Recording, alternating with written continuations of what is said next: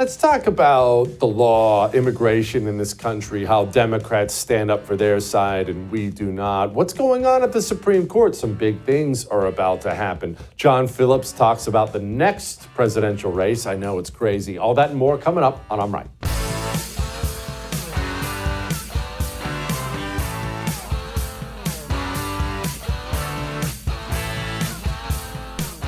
Let's talk about our system and how screwed up and crazy our system is in this country. And here's an example I'll use from my own personal life.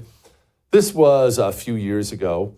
We were having a Marine Corps little get-together from me and some of my Marine buddies. We were getting together, and we were going to go out and just play a round of golf. That's all, just catch up on old times, a couple beers, normal things. And one of my buddies initially said he wasn't going to come. He wasn't going to be able to come. And then finally, he texts us the day before and he says, "Hey, I have great news, buddy. I begged my wife and she's going to allow me to come golfing with you guys." And of course, for him, he felt like this was a huge win. This is great. He gets to come golfing. But for us, we were universally mortified by all this. Your wife allowed you to go golfing with guys you fought in a war with? And you think that's a win? I think about that when I look at what's happening in the country right now. For instance, right now we have a judge who has backed Trump's use of the Alien Enemies Act. Trump, used the Alien Enemies Act to deport these gang members. He's saying, hey, MS-13, that's a terrorist organization, so I'm going to use the Alien Enemies Act to kick these people out. Well, the court system stepped up. Another judge stepped up and said, no, you can't do that. And so now we have another judge who steps in and says, no, actually, you can do that. And I'm supposed to celebrate this as some sort of a win? I mean, don't get me wrong. I'm happy the deportations are about to commence, but where does that put us as a country where deporting illegal alien gang members, druggies, rapists, murderers, thieves, we have to get special permission from a random judge you've never heard of before to allow the United States president to deport illegals. And I'm supposed to what? I'm supposed to sit here and cheer? I don't think I'm going to be cheering because I don't think that says much about where we are as a country. Frankly, I think we're in a whole lot of trouble. And now, Trump has to ask the Supreme Court for things, or try to demand, hey, we really need you to allow us to do this. And it's always something that's obviously his job and obviously constitutional. But what does that say about us as a country? We have a criminal organization known as the Democrat Party in the United States government operating openly here, and the judicial system seems to be dedicated to allowing them to do it. And to be honest with you, I'm shocked we even got one arrested. Remember that Wisconsin judge helped an illegal alien escape ICE? And of course now she's facing jail time, but let's talk about that for a moment. Let's talk about what a step that was. Some communist street animal tries to get an illegal alien out of custody. You wouldn't be shocked, and I wouldn't be shocked. These people are stupid, mentally ill, on welfare, have nothing to live for, so they're going to go do these stupid criminal acts. This lady has worked her way through law school, worked her way up through the legal system, and now is a judge. And she thought she was going to be okay springing an illegal from ICE custody? What does that say about where we are as a country? About the divide between the two parties? I mean, let's talk about that. The mayor of Newark was arrested for protesting outside of an ICE facility. And a bunch of Democrat members of Congress showed up and started assaulting federal agents at the ICE facility. Now, we'll get to Kristi Noem's comments about that in just a moment, but just pause and think about that for a moment. Just pause and think about where we are. There are two major political parties. I realize there are other parties exist, but there are two major ones. And one of the two political parties, it is completely dedicated to keeping illegal aliens in the country. How do we survive that? I'm supposed to celebrate that? Kristi Noem was talking about it, said this. We had members of Congress assaulting law enforcement officers. They were cooperating with criminals to create criminal acts, and then they're saying that they were providing oversight. This wasn't oversight. This was committing felonies. So you're saying if members of Congress break the law, they're not going to get special treatment. They're going to be treated like any other U.S. citizen. If they break the law, they're going to pay the price. Well, that's up to the Department of Justice. It's up to the Department of Justice. I'm glad she threw that out there, you see, because I've been thinking a lot about those Democrat members of Congress. Mike Johnson, Speaker of the House Mike Johnson, has talked about them, and well, maybe we can expel them off committees, and I'm not sure about this, I'm not sure about that. We're looking into every option, getting a whole lot of hand-wringing over the whole thing, but that's funny. Remember George Santos? Maybe you're not a George Santos fan. I don't know him. I'm not a fan. I don't know the guy. But George Santos had accusations against him. Accusations, at the time, unproven accusations against him. Corruption, things like that. The GOP-led House, not Democrats, Republicans in the House of Representatives, they didn't just put out a statement. They didn't just kick him off committees. They expelled him from the United States House of Representatives. So when faced with potential corruption, Republicans immediately kicked out one of their own members and narrowed our majority in Congress. That's how our side fights. Would you like to see how their side fights? Here was AOC. And now what DHS is trying to say, again, they're using public intimidation because they know that they cannot come for us all. They know that they cannot come for us all. And recently what they said is that DHS is allegedly looking into arresting members of Congress who were showing up for their legal and constitutional obligation to conduct oversight. If anyone's breaking the law in this situation, it's not members of Congress, it's the Department of Homeland Security. It's people like Tom Homan and Secretary Kristi Noem. You lay a finger on someone, on Representative Bonnie Watson-Coleman, on Representative, or any of the representatives that were there, you lay a finger on them, we are going to have a problem. Immediately, they lock shields and issue threats. Don't think this was just AOC being a wingnut. Minority Leader Hakeem Jeffries said the same thing. There was this incident in Newark. You said they better not touch our members. Correct. What happens if they were to go and arrest these members, or if they would try to sanction them here in the House of Representatives? They'll find out. What would you do, though? What recourse? But doesn't that broach a... They'll find out. Doesn't that go across... That's a red line. What's the red line, though? I know we have this... It's a red line. It's very clear. That's why the country's only moved to the left. I'm mortified by where we are. Whatever, let's move off of this stuff. I want to talk about many other things tonight. All that may have made you uncomfortable, but I am right. Let me get you comfortable with buying a new watch. After all, everybody's got a birthday coming. Father's Day, we just had Mother's Day. There's always a reason to get yourself a nice watch, especially when it's a Wasson watch, you see. Wasson watch is more than just a great watch. These Swiss-made watches, they're awesome, but they're a company that shares our values, that promotes our values. This is a company that, without shame, speaks about God, country, run by a veteran, United States Marine Corps veteran, Semper Fi, by the way, Paul. This is a wonderful company, wonderful people making the best watches ever, and I'm not even a watch guy. I proudly wear my Wasson everywhere because of what they represent, and it looks pretty good too. My wife loves it. Want a discount on one? WassonWatch.com, promo code Jesse. We'll be back.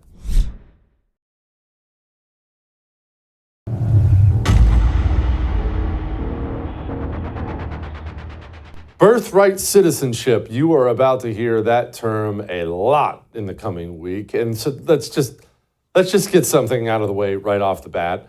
I really don't care about what anybody says about the issue. It's completely insane for a country to automatically grant citizenship because an illegal hop the border, and had a baby in the country. That is such a bonkers way to handle immigration, citizenship. It's such a degrading way to handle the citizenship of a country. Yet that has been established policy in the United States of America for a very long time. Trump is challenging it, and good for Trump. What's the Supreme Court going to do? What's the history behind all this? I don't freaking know. Let's talk to Josh. Joining me now, my buddy Josh Hammer, host of the Josh Hammer Show, and of course, authored that wonderful book, Israel and Civilization. Hey, Josh, before we get into the idiot Supreme Court, can you give us a little bit of background on this whole 14th Amendment thing? Sure, of course. So, Jesse, I hate to disappoint you, my good friend, but just for your viewers' awareness, unfortunately, they're not really debating the 14th Amendment issue at the Supreme Court. This is basically going to be an oral argument about the scope of the so-called nationwide injunction. So I care a lot about the birthright citizenship issue, and let's go ahead and talk about it. But we're primarily dealing here with the nationwide injunction, which is a very, very, very important issue in its own right. And I think that SCOTUS is probably well primed to narrow the limits of what these rogue lower court judges can and cannot rule when it comes to the scope of the injunction. But with that, important caveat aside, let's talk about the 14th Amendment there. So the 14th Amendment begins with the citizenship clause. So the very first clause is the citizenship clause, which famously includes this qualifier. It says that all persons born in the United States and subject to the jurisdiction thereof are hereby citizens of the United States. Now, the purpose of this clause is to overturn probably the single worst Supreme Court opinion in the entire history of the Supreme Court, the 1857 case called Dred Scott, which infamously held that Black people are not citizens, could never be citizens there. That was the purpose there. The key thing that is important for purposes of the substantive debate in the 14th Amendment is that qualifier subject to the jurisdiction thereof. Now, for most of the past century, call it a little over a century, close to a century and a half now at this point, actually, most people have read that jurisdiction as just being like, okay, well, if you murder someone, then you can be arrested for that crime. Therefore, you are in the jurisdiction. So by that reading of what it means to be subject to the jurisdiction, Jesse, then any alien, legal or illegal, would be subject to the jurisdiction, because if an illegal alien is here and happens to murder someone, guess what? That alien's going to be arrested there. However, I and many others have long argued that is not the proper reading of subject to the jurisdiction thereof, because the way that the framers used this phrase here, they were talking not just about territorial jurisdiction, they were talking about something that we might refer to as political jurisdiction, as owing your allegiance to a certain sovereign. In fact, if you actually go back and look at what they were trying to do, the 14th Amendment was ratified in 1868. They were actually really just trying to constitutionalize the Civil Rights Act of 1866, which was passed by Congress 2 years prior. And there, the drafters were actually a lot clearer. They said any person born or naturalized in the United States and not subject to a foreign power is therefore a citizen of the United States there. So the better way to read this, Jesse, the best way to read the 14th Amendment here is basically saying that you only automatically get birthright citizenship if you are not subject to a foreign power. So I would take it even further and say that a proper reading of this clause means that the only people that are constitutionally required to get birthright citizenship are people that are born here to U.S. citizens. I would argue that even the children of legal aliens, you're on a green card here, Congress can give you birthright citizenship. In fact, maybe they actually even should, but even that is actually not technically constitutionally required. But the notion that you would automatically get birthright citizenship as the children of an illegal alien is flabbergasting. That would have completely dumbfounded the very wise men who wrote this amendment in 1868. Okay, so how did we get here then? How did we get? It's obvious to everybody. It's obvious legally. It's obvious to just common sense people. So how do we get to the place where we have millions of people hopping the border, crapping out a kid, and now the kid's a citizen? How did that happen? Look, Jesse, I mean, first of all, it's not even a legal disaster. As you accurately point out, it's an absolute policy and moral disaster. I mean, we literally have an entire birth tourism industry here. I know that because we just had our first child last December. And when I went with my wife to the OBGYN here in South Florida, where we live, you literally see foreign people, especially here in Florida, a lot of Russian-speaking folks from Eastern Europe that are literally just here for purposes of getting a visa on their 8th, 9th month of pregnancy to pop out a child. So So it's completely insane. I mean, it is an absolutely insane policy, to say nothing of the way that it incentivizes the coyotes and the cartels down in northern Mexico to transport vulnerable young women in the 7th, 8th month of their pregnancy to get across the border. It's totally nuts.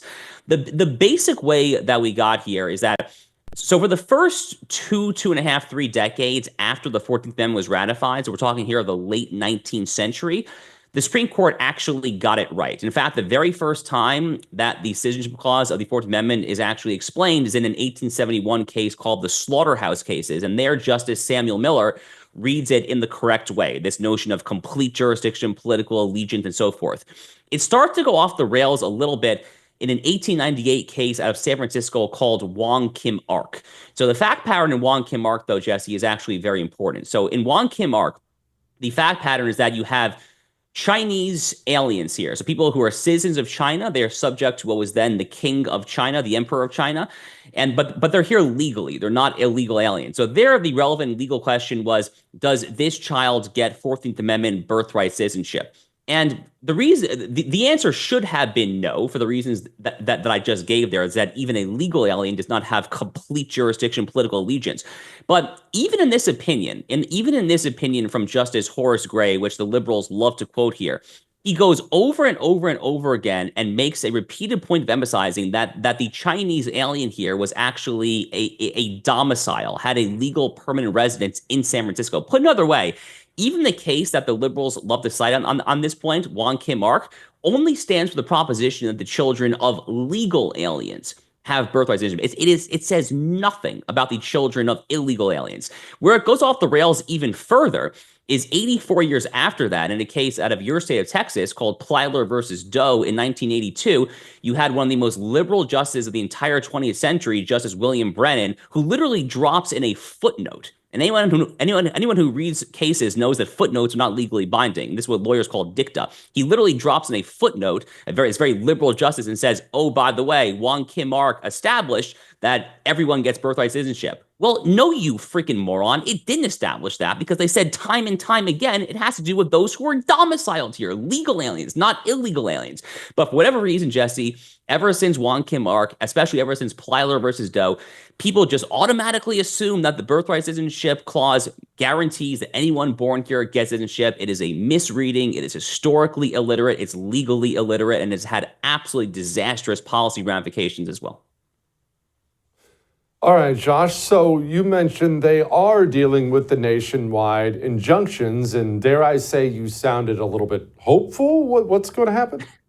Yeah, so I'm actually much more hopeful on the injunction piece of the puzzle than the birthright citizenship. So, as convinced as I am that what I'm arguing is correct on the birthright citizenship point, Jesse, I don't think, unfortunately, that there are 5 votes for that proposition. I genuinely don't. I think you're looking at literally probably 2, Clarence Thomas and Sam Alito at the most. It actually wouldn't shock me if even one of them disagreed there, because this is one of those things that's just become so well ingrained that even very, very smart, very conservative, very originalist justices have become convinced that this is actually a very close call. So I'm actually, unfortunately, not optimistic on the actual substantive 14th Amendment question, but I am optimistic on the nationwide injunction issue, because there you're being asked to basically define what is and what is not the judicial power in which Article 3 of the Constitution speaks. And here, Jesse, there's only a very, very recent history of these so-called nationwide injunctions. The very first so-called nationwide injunction literally didn't happen until the late 1960s. It was like the Lyndon Johnson or the Richard Nixon presidency, and they didn't proliferate until the first Trump presidency. Donald Trump, when he was president the first time, from 2017 to 2021, faced more nationwide injunctions than the first 44 presidents combined. So this is a much more recent phenomenon. It is risibly unconstitutional. The judicial power of the United States clearly only comprises the ability to issue a judgment, a ruling that binds the named parties to a lawsuit. And more generally speaking, when it comes to these very structural constitutional questions, Article 1, Article 2, Article 3, separation of powers, checks and balances, these are typically the kind of questions, Jesse, where I actually have faith in even the more, well, I have some faith, let's say, and even the more moderate justices here, Kavanaugh, Barrett, John Roberts there. All else considered, they're better on these questions than on these kind of, let's say kind of race adjacent questions such as birthright citizenship. Ugh. Okay, well, that's something, I guess. Josh, as always, thank you, brother. I appreciate you. All right. We've talked for a long time about government corruption and kind of how it works, how Congress authorizes this new department and funds for this new department, and the department hands out grants to this group and that NGO and this group. And of course, all the money ends up going to somebody's cousin's brother's uncle, right? It never goes to the sick puppy group that they said they set up. Luke Rizaic exposed one of these things, and man, your jaw is going to drop. Before we get to Luke, let me talk to you about chalk. Let me talk to you about feeling good. Natural herbal supplements, not pharmaceutical garbage. Natural supplements are what we need to look to first. That's what chalk does, the best I've ever seen in my life. Whatever you're looking for, whoever you are, old, young, man, woman, chalk has something that will improve your life. Me personally, I take a male vitality stack every single day. There are female vitality stacks. There's endless stuff there, but you want to feel good and support a company who shares our values? American company, Chalk. Go to chalk.com/JesseTV for a huge discount. We'll be back.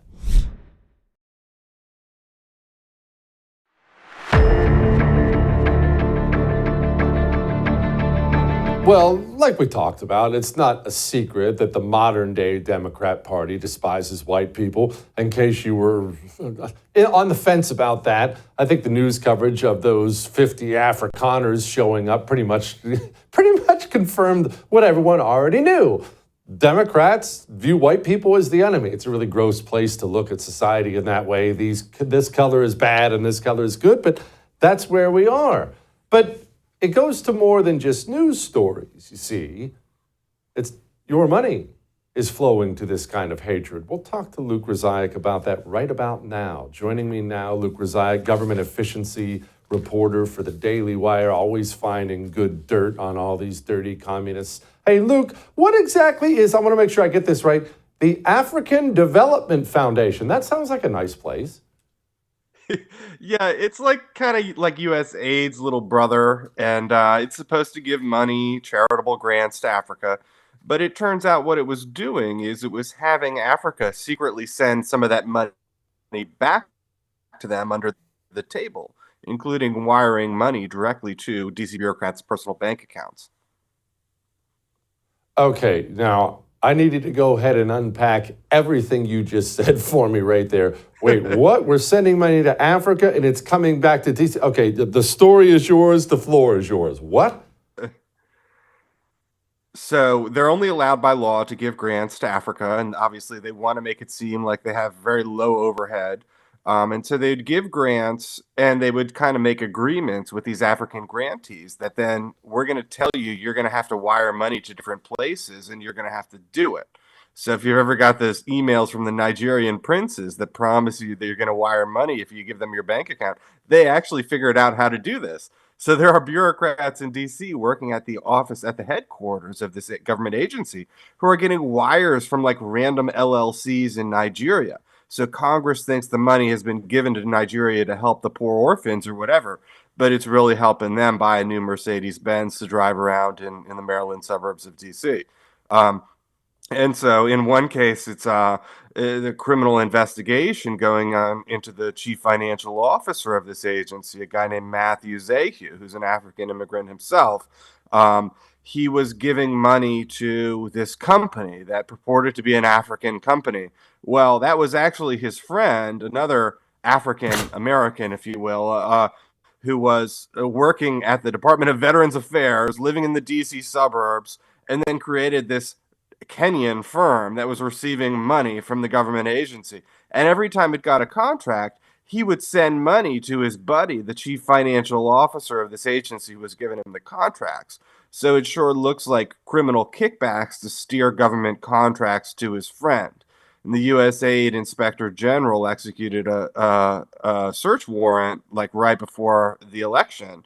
So this dude hasn't been arrested yet, but a lot of strange contracts going out for reasons that can't be explained. Things like travel costs during COVID when nobody was traveling. seems like criminal kickbacks may be the explanation. There may be an arrest coming. It hasn't come yet.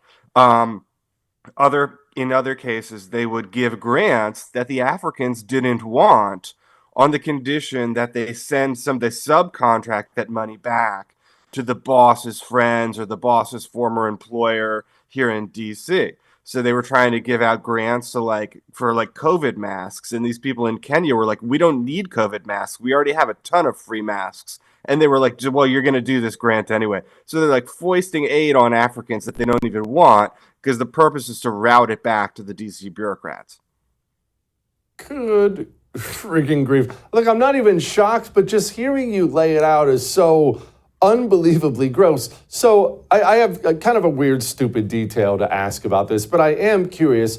On the African side, are there people on the African side aiding this, or is this all out of Washington, D.C.? Well, it's funny because they train the Africans, they try to make them less corrupt. So they're like, oh, here in America, we do things like if you're going to give out contracts, you've got to get multiple bids. And so there's basically testimony from these employees from this DC agency talking about how the Americans were actually trying to get the Africans to be corrupt. And the Africans were like, well, this doesn't sound right. We should certainly compete a contract if we're going to give it out, not give it out to the CEO of this American company's friend. And so this lady is talking about how uncomfortable it made her feel that this situation has basically become reversed. But essentially, yeah, I mean, the African companies and grantees, they got to keep some of the money, and in exchange, they had to give a portion of it back and wire it to different places at the direction of these government administrators. And one of them was, a guy named C.D. Glynn, who had been a DEI officer for the Peace Corps, and then a Joe Biden appointee.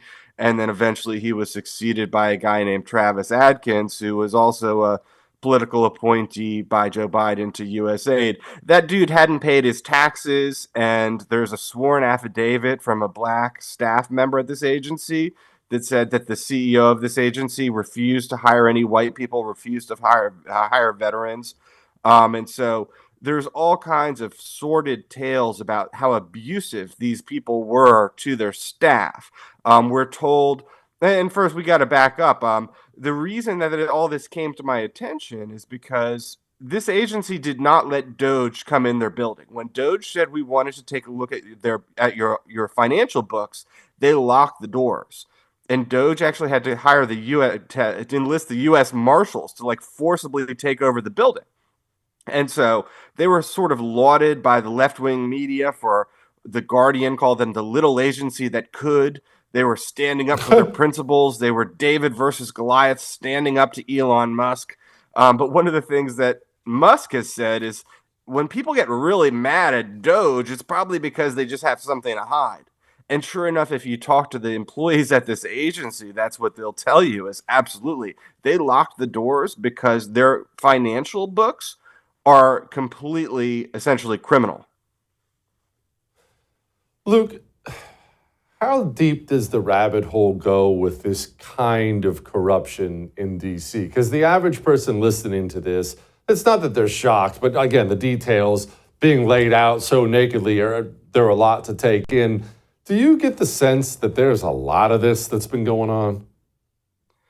Yeah, and I mean, so there were people from this agency who were going to the Inspector General, who were going to Congress and the Office of Special Counsel, and anyone who would listen, saying all the things they were doing, how corrupt it was, how they were violating procurement rules and personnel rules. They were paying people with little strange LLCs to hide the money. They were essentially laundering money through Africa and back, doing all these things, some of which were relatively easy to prove and cut and dry infractions.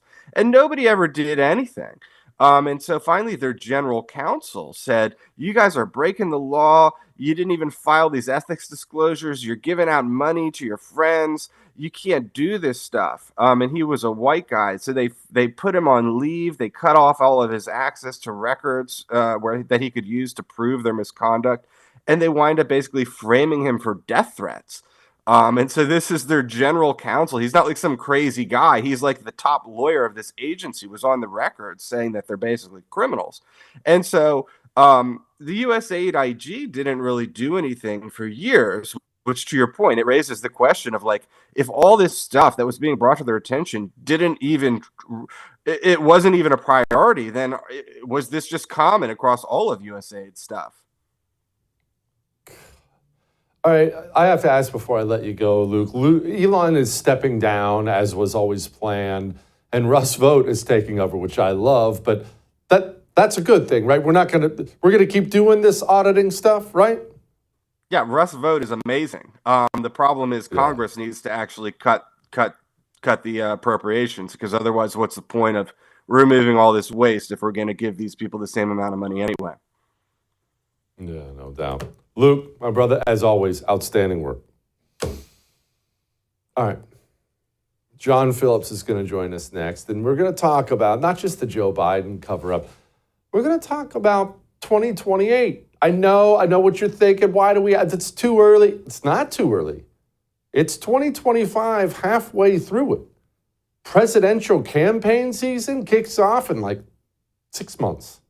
We are not far away from getting right back into it. I know. Isn't that kind of exhausting? But I want to know what's going on out there. Before we talk to John, let me tell you, YouTube channel worth subscribing to. It's free. I should probably stress that whenever I tell you about our YouTube channel. youtube.com/@JesseKellyDC. I know that's a mouthful. Just take your phone and scan that there. It's free. We're not charging anybody for anything. We put little videos and things like that on there. Easy way to share stuff, enjoy some stuff. Go subscribe. All right. Talk to John Phillips next.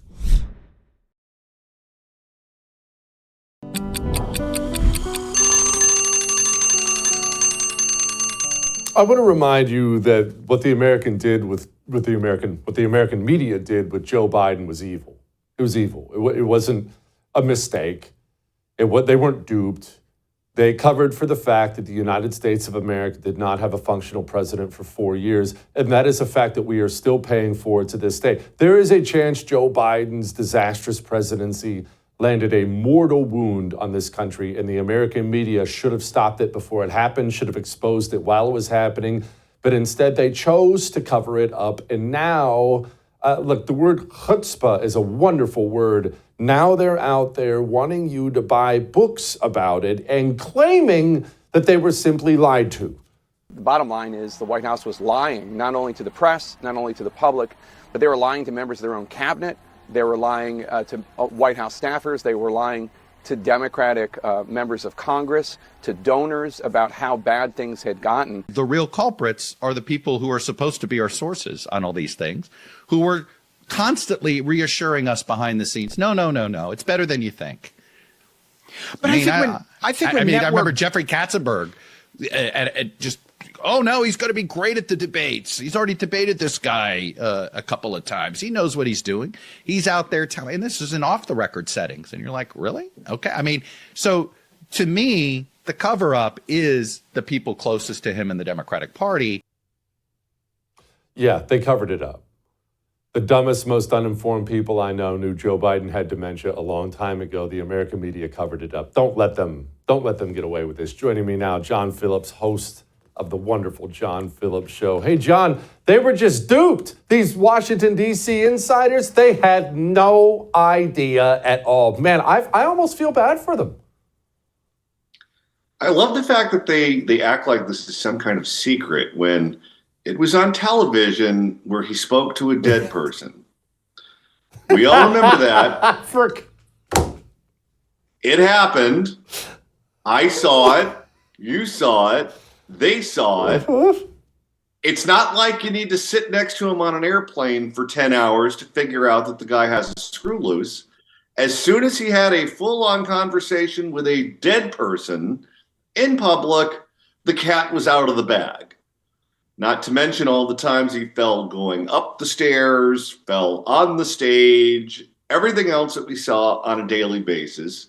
And the whole time this was going on, they'd claim, "Oh, that was a deep fake." That's what they said at the George Clooney fundraiser. That was a doctored video. That wasn't true. In private, you should see this guy. He's just putting Rubik's cubes together, doing advanced calculus. The guy will blow you away in private. In public, he's a buffoon, but in private, man, this guy gives Stephen Hawking a run for his money. And we knew they were lying. They knew they were lying. But now all of a sudden they're on TV saying, we were tricked. We were tricked. It was the people around him in the White House that just snookered all of us. And what they're trying to do is they're trying to do CYA right now, because they're taking a position that's totally indefensible, saying that that guy was all there mentally. And you know what? We don't have to punish them. They don't have to punish themselves. In part because of their really bad behavior, they lost the election, because all the normal people understood the guy was demented. All the normal people understood that they lied to us, including Kamala. And I think that hurt her in the presidential election more than they're willing to admit. And now they have to sit at home and they have to watch Donald Trump on their television for 4 years. And I can't think of a better way to end that story. It's so true. I'm pretty sure Stephen Hawking could have outrun the guy at this point in time. And it is funny. I think it's fascinating how much this is in the news. And it's not just because they're books. There are books that are being written. Democrat politicians are having to answer questions about this. Here was Chuck Schumer. Did you really not have any idea that he was not fit to serve a second term? Casey, we're looking forward. We have the largest Medicaid cut in front of us. We have the whole federal you're government facing all at of this risk. because you lost a presidential election. And Look, is that not Joe Biden's responsibility for deciding to run again? We're looking forward. That's it? That's it. We're looking forward, but they keep having to answer these questions. Why is this in the news, John? That's what I want to know. Is it because the media is trying to cover their butts? The Democrats are trying to cover their butts? Very clearly, they think this issue is still damaging to them, right? Well, if they weren't the ones that wrote the books, there would be people who work for Joe Biden who would write tell-alls, and the story would come out that way. There's no way to put lipstick on the pig. They lied on behalf of Joe Biden. They lied on behalf of Joe Biden because they wanted him to win the election and the Republicans to lose. There's no way to make them look good. So I guess they figured, why not just go ahead and profit from it by putting our names on the tell-alls and not the Biden staffers who would end up writing these books. But what people like Chuck Schumer did in particular, and Nancy Pelosi and Barack Obama and the Democratic Party apparatus, was even more sinister than what you described. Because don't forget, they rigged their primary so that Joe Biden would be the nominee. They changed the calendar so that Joe Biden couldn't lose. They knocked people off ballots. They canceled the primary election in Florida. They never actually voted in the primary in Florida. They just no need to have an election here. We know it's going to be Joe Biden. So it wasn't even just that they covered up for him. They put their fingers on the scale of the process so that no one could challenge him and no one could defeat him and no one could expose him for being as out of it as he was. This is not Joe Biden screwing the Democratic Party. This was a choice that they made to stick with Joe Biden, in part because they thought Kamala was so awful and unelectable, but they all controlled him. They benefited from him being in that feeble state, and they all got what they want because this was essentially 4 years of the country being run by committee of essentially being made up of the power players within the Democratic Party. Golly. Speaking of screwing the Democratic Party, you recently had Willie Brown on your show. What did he have to say? He said very interesting things, including the fact that he said that in a private conversation with Kamala Harris, back when she was a U.S. Senator, and this was before Joe Biden chose her to be the vice president, when she knew she was on the list and she knew that it was a possibility that she could be tapped by Biden to be put on the ticket, he told her not to do it. He said, "You're not ready. This would not be a good move for you. You should try to become the attorney general or become a different cabinet official, stay in the United States Senate, whatever. Let the cookie bake in the oven a little bit longer." And she got really mad at him and cut him off and decided, "Who are you, Willie Brown, to tell me what to do? I'm going to accept the vice presidency," which she did. And then she ended up becoming the Democratic nominee and losing the election. And now she's damaged goods. And now Willie thinks that it's highly unlikely that she's going to be the Democratic Party nominee in 2028. And he said that had she listened to him and not taken the vice presidency, she'd be in the catbird seat right now, or as he said, still in the mix. So who is going to be the 2028 guy? Is it Pritzker? Newsom? Is it the Rear Admiral Buttigieg? Who is it? I'm not sure at this point, because that party right now is in complete disarray.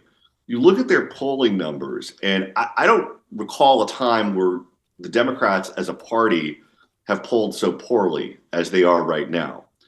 And you look at these names that you just mentioned, whether it's Gavin Newsom, okay, right now we're in shambles here in California. Go ahead, try to run on that record. Good luck.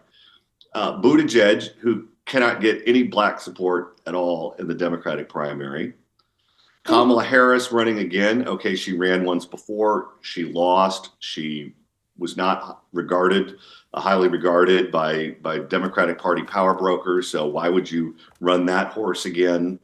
Elizabeth Warren. Okay, she's 900 years old, and I don't know, maybe she'll want to spend more time with her family in the teepee. Bernie Sanders is also a dinosaur. And then you have the new crop where it's AOC, who's been traveling around the country with Bernie Sanders, and she fancies herself as a candidate for president. And Jasmine Crockett, who is their new star on social media, or Jasmine effing Crockett, I guess I should say, because every time she goes on, she sounds like a dirty club comic. I don't know if any of those people match up well with J.D. Vance, particularly if the Trump administration has a successful term. I don't see how you run one of those horses and you beat him. If things go to hell, then, any of them can win because you have two choices. But just looking at them on paper right now, I don't know. Maybe this is going to be something like 2008 or 1992, where someone who's basically unknown comes out of nowhere and wins. Maybe that's the possibility that could happen. But right now, I don't see any of their mentioned names looking particularly strong. Well, I actually feel better. And I laughed. Thank you, John. Come back soon, brother. Lighten the mood. Next.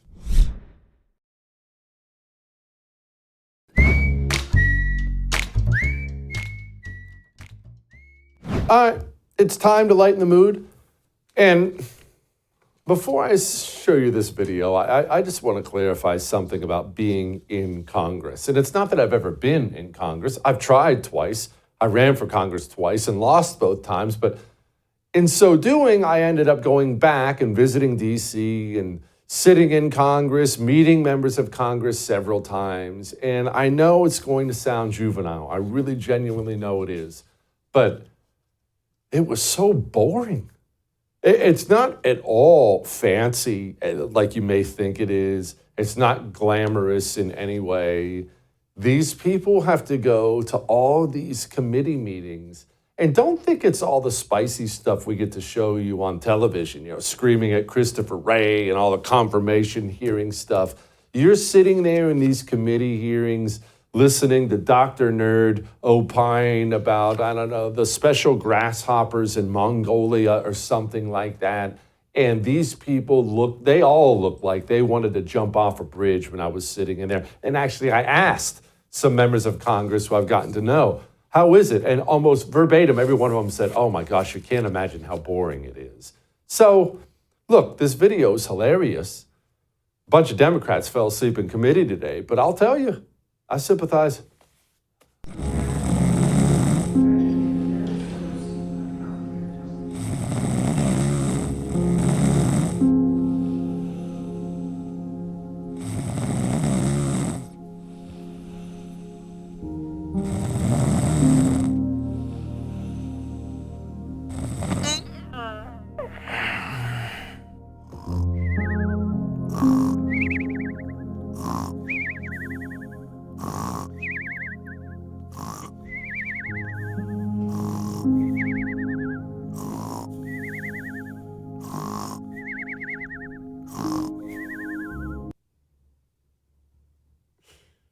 Anyway, I'll see you tomorrow. I would thank you for coming to my YouTube channel, but I know how brilliant it is, and I know you love it here. So subscribe and watch. We're going to start really ramping things up and putting some funny stuff, some interesting stuff out there, some collaborations. Either way, my YouTube channel is officially the place to be. So stick around.